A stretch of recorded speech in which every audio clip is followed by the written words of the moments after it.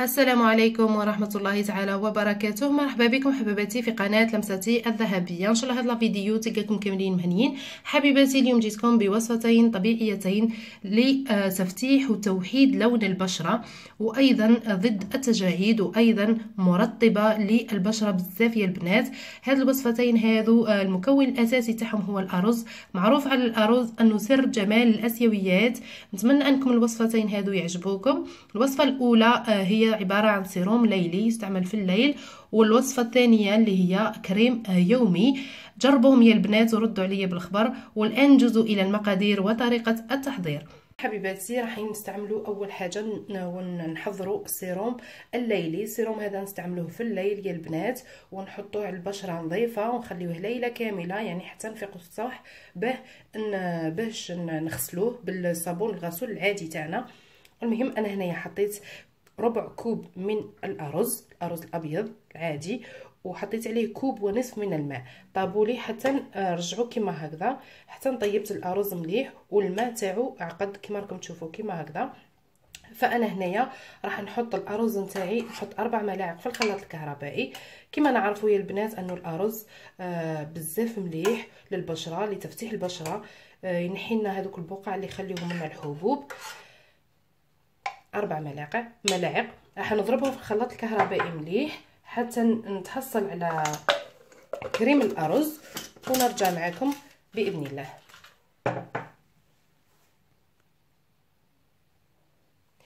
فانا هنا يا حبيبتي بالنسبه لهذا الماء الارز هذا فانا ما نرميهش، لاني حنستعمل الماء نتاعو في الكريم اللي راح نوري لكم فيما بعد ان شاء الله.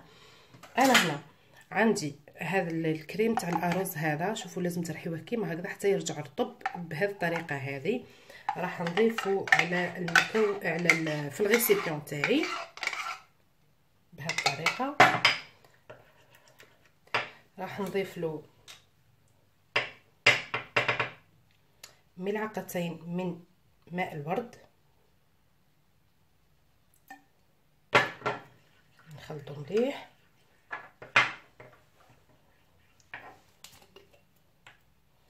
نزيد له ملعقتين من زيت اللوز الحلو،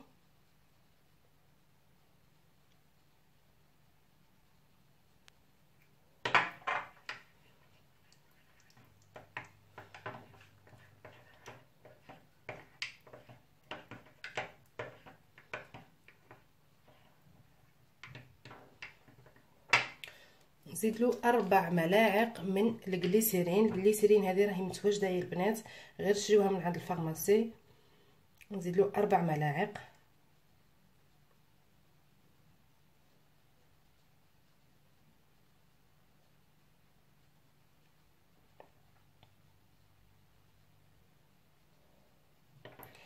راح نخلط هذه المقادير هذه كامله مع بعضها حتى نتحصل على كريم، يعني تخلطوها مليحه البنات بهذه الطريقه هذه.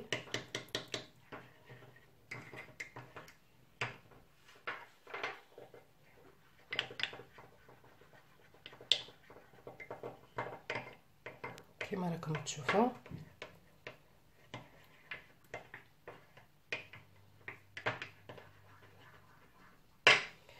نحكموا كما هكذا، نحطوه على البشره نقيه تاعنا. كما قلت لكم هذا سيروم ليلي تستعملوه في الليل وتدهنوا به البشره نتاعكم بهذه الطريقه هذه، عكس الجاذبيه يا البنات، من تحت للفوق. المهم تقعدوا ديروا فيه هكذا حتى تدخلوه في البشره نتاعكم كامله، حتى البشره تاعكم تتشرب هذا السيروم هذا يا البنات.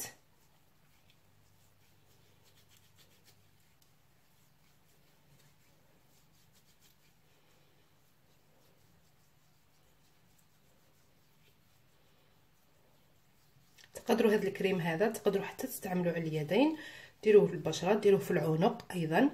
المهم تكون بشره نقيه، يعني نضيفها مليح كيما هكذا.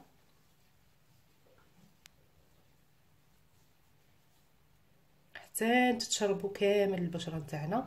وفي هذا الحين كما قلت لكم للصباح، يعني خليوه ليله كامله السيروم هذا، وفي الصباح نغسلوه بالغسول العادي. نحطوه في علبه والعلبه هذه حطوها في الباب تاع الثلاجه تاعنا، نخليوه نقدروا نستعملوا هذا السيروم هذا لمده شهر يا البنات. بعد مده شهر يخسر لكم. ثاني وصفه يا البنات هي هذا الكريم هذا، الكريم اليومي. هذا الكريم هذا ما تستعملوش وتخرجوا يعني للشمس، من الاحسن انكم تستعملوه في الدار، يعني لما تكونوا قاعدين في الدار، لانه فيه زيت اللوز الحلو وقادر يعني ترجع لكم يعني يزيد يسمركم اكثر لانه فيه الزيت. انا هنايا عندي 4 ملاعق صغار من الماء الارز اللي كنا طيبناه من قبل، راح نضيف له ملعقه من النشا. خلطوا النشا مع الماء تاع الارز بارد في بارد يا البنات، لانه اذا كان الماء تاع الارز سخون مش راح يذوب لكم هذاك النشا او المايزينا هذيك، مش حتذوب لكم مليح. خلطوها مليح بهذه الطريقه هذه.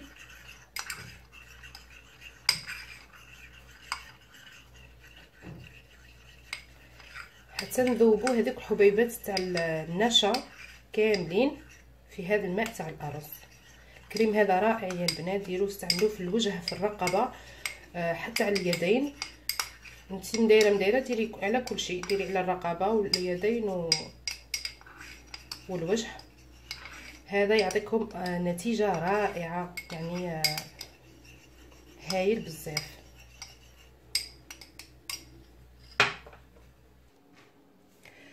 فهنا يا حبيباتي بعد ما ذوبت النشا مع الماء الارز كما راكم تشوفوا، راح نحطه في ماء مريم، حمام مريم، وراح نخليه حتى يعقد لي.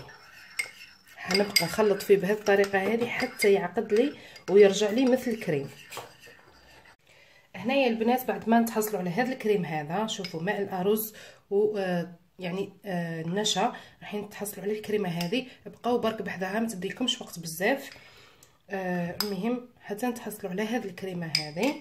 بعدها نحطوا لها ملعقه من جل الويفيرا. انا نشري النبته يا البنات ونستعملها، يعني ما نشريش هذاك اللي في لو بارافارماسي. نتوما اذا كان عندكم هذيك تاع لا بارافارماسي، هذا الكريم هذا يحكم لكم اسبوعين. اذا كنتوا تستعملوا مثلي انا النبته، فرح هذا الكريم هذا تقدروا تخبيوه غير اسبوع واحد، لانه النبته والكريم اللي في لي بارافارماسي مش نفس الشيء يا البنات. كما راكم تشوفوا نخلطوا بهذه الطريقه هذه. نزيدوا له ملعقه من زيت اللوز الحلو. زيت اللوز الحلو يا البنات مفيد جدا، ننصحكم انكم دائما تدخلوه في وصفاتكم الطبيعيه، لانه الصراحه يعطيكم حتى هو يعطيكم واحد التفتيح للبشره رائع. ونزيدوا ملعقه من ماء الورد. بهذه الطريقه هذه راح نبقى نحرك فيه، نخلط فيه جيدا حتى نتحصل على كريم. هذا هو الكريم تاعنا يا البنات. بعد ما خلطته مليح رجع لي كريمي كما هكذا. بهذه الطريقه هذه تحكموا هذا الكريمه هذه القليل منها، تحطوا على البشره تاعكم اللي تكون نظيفه الصباح، يعني كي تنوضوا الصباح تفيقوا الصباح وتدهنوها بهذه الطريقه هذه. دهنوا دائما عكس الجاذبيه، يعني ما تهبطوش البشره تاعكم حال تفركوها هكا للتحت، دائما بهذه الطريقه هذه. وديروا لها مساج هكا دائري، يعني من تحت للفوق بهذه الطريقه هذه حتى تشربوا البشره تاعكم تماما، وراح تعطيكم باذن الله نتيجه روعه. بالنسبه لهذه الوصفتين هذو يا البنات، الوصفه الاولى والثانيه نقدروا نستعملوهم للبشره الدهنيه، البشره المختلطه، وايضا البشره الجافه. بالنسبه للبشره الدهنيه والاخوات اللي عندهم الحبوب، يقدروا يزيدوا فوق الكريم، يزيدوا فوق قطرات من عصير الليمون، ولكن يعني تنحيو بهذه الطريقه هذه، تنحيو يعني ملعقه اللي رايحين تستعملوها زيدوا فيها قطرات من الليمون، تخلطوهم مليح في وعاء وبعدين تحطوهم على البشره نتاعكم. ديروا هذه العمليه هذه مره فقط في الاسبوع، يعني ما نقعدوش دائما كل يوم نزيدوا له الليمون، يعني راح يضرر لكم البشره نتاعكم. هذا هو البنات، نتمنى ان الوصفتين هذو يعجبوكم وينالوا رضاكم. اذا عجبكم عليكم غير تخليوا لي اكبر عدد من اللايكات والتعاليق، وتشتركوا في القناه، وتبارطاجيو بلا فيديو مع احبابكم، وتفعلوا خاصيه الجرس حتى يوصلكم كل جديد قناه لمستي الذهبيه. الى الملتقى ان شاء الله، سلام.